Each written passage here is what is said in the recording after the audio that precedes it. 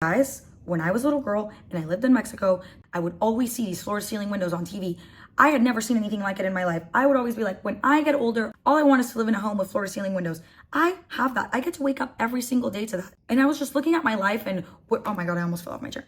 And I was just looking at my life and the trajectory of it, and it doesn't make sense. Like if you look at where I started and where I'm at, it makes no sense. I've had every obstacle in the way. I've had every reason not to succeed. I've had a bunch of things go left, go wrong. I've had a million setbacks, and somehow I'm still here, still in my dream apartment, building my dream life. Like how lucky am I? And to be totally honest with you, I'm one of those girls that's so lucky. It's borderline annoying. It's borderline like, okay, bitch, we get it. Like shit just works out for you. Things always work out in your favor. With you, lucky girl syndrome is not something that I was just born with. Like it's not like I was born in, but nothing bad ever happened.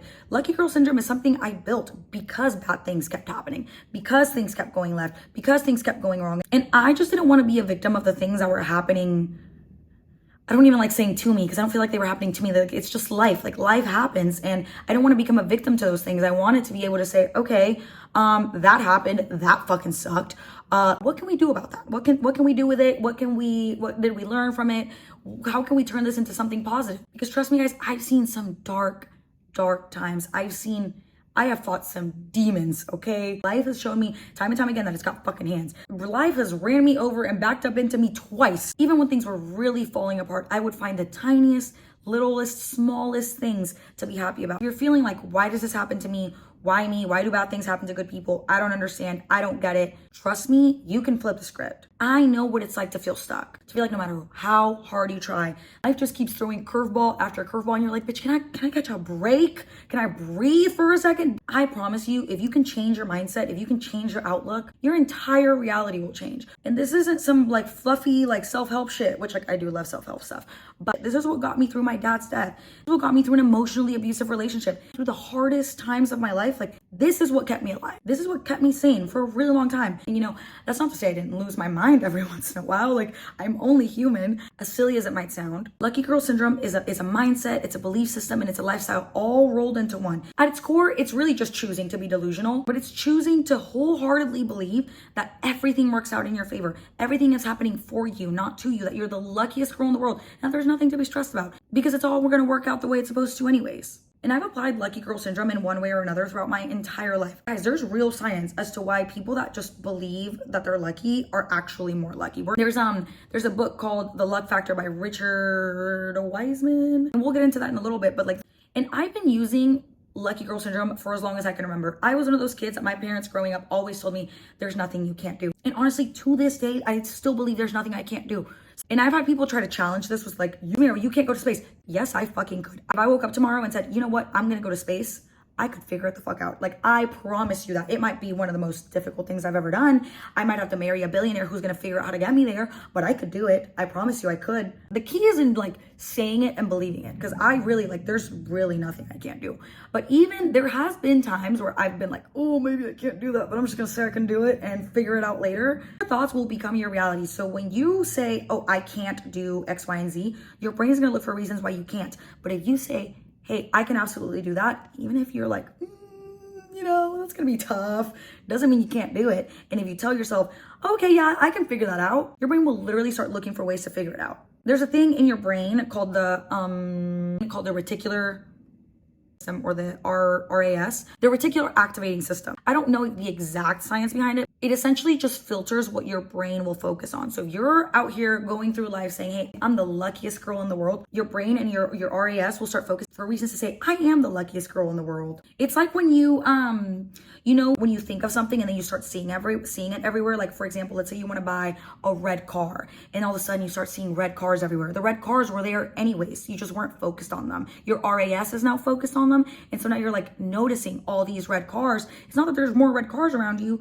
but you're just more focused on it, so it becomes more so of your reality. In that book, The Luck Factor, that I was just talking about, he talks about the fact that people that just believe that they're lucky not only notice, but they also create opportunity. And this is kind of what I was talking about earlier, that even when bad things are going on, you have to understand like, okay, nothing's happening to me, it's all happening for me. I have to create the space to receive good things. I have to be flexible enough to receive good things, even when things aren't going as planned. and I have to be receptive to it, to whatever it is that might meant for me. And if it's not what I envisioned, if it's not what I thought I wanted, it's always something better. Life will never take something bad from you to give you something worse. It's like law of the universe. If it's not what you want, it's always something better. He also mentions that really lucky people follow their gut and their intuition. And I believe that like gut and intuition is just really, really being in tune with yourself and trusting yourself. But I also think it's partially like subconscious from being really, really observant. You need to trust what you're seeing. You need to go with your gut even when it doesn't make sense, because intuitively you're always going to look out for yourself. And honestly guys, I just keep being so delusional because it just keeps working out for me. Your dreams and expectations for your life should be so crazy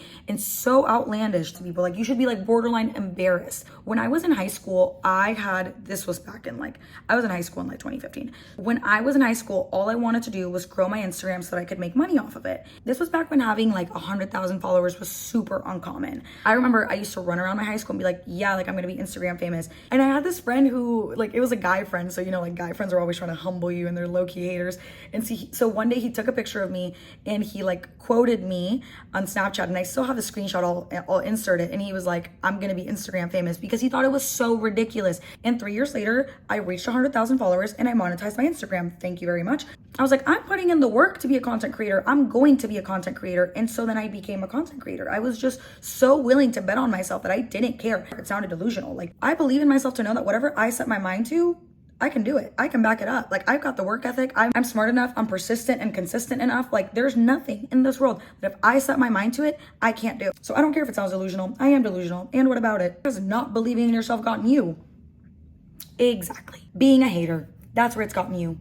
And sometimes I feel like when I express this to people who don't have the same belief system or just aren't confident or don't believe in themselves, it shows. They will literally look at you like, oh, you think you can do that? Like, bitch, I know I can do that. Where has not believing in yourself gotten you? I would be a hater too, honestly, if I didn't believe in myself. I get it. Sad and a hater. Like, pathetic.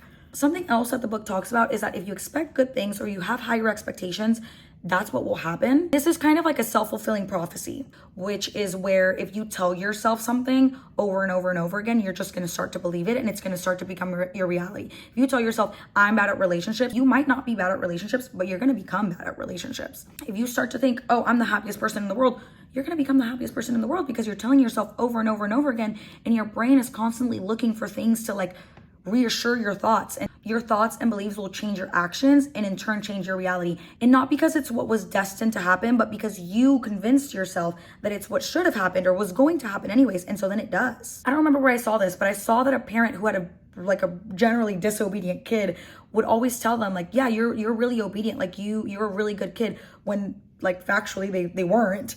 And by reassuring them that they were a good kid, even though they weren't, next time they had the opportunity to be disobedient or obedient, their immediate reaction was to say, well, I'm obedient, I don't do that. And it like slowly changed their patterns. That's why the people that you surround yourself with is so important, because if you surround yourself with people that don't love themselves, and therefore can't love you and can't be supportive of you, maybe you're gonna hate yourself too. And you can use this in a million different ways when it comes to skills, self-love, confidence, beauty, whatever it is. When I was a kid, I was always told I was too much. I was too loud, I talked too much, personality was a lot. Like I was just one of those kids. I'm a lot, maybe I'm too much for you, but I'm not too much for me, bitch. Maybe you're not enough for me. Also, when I first moved to the US, I really struggled with beauty standards because I moved to like a predominantly white area. I felt so different. It's like, I never felt like I had a place to fit. And then one day I was like, you know what? I am enough. Not only am I enough, I'm it. And you can't tell me shit about it. And ever since, honestly, I've been insufferable. Like, I love me like Kanye loves Kanye. Like, there's not shit you can tell me about me. And that's because I decided that. Start to believe you are all the things you want to be, and watch how quick your life changes. Watch how quick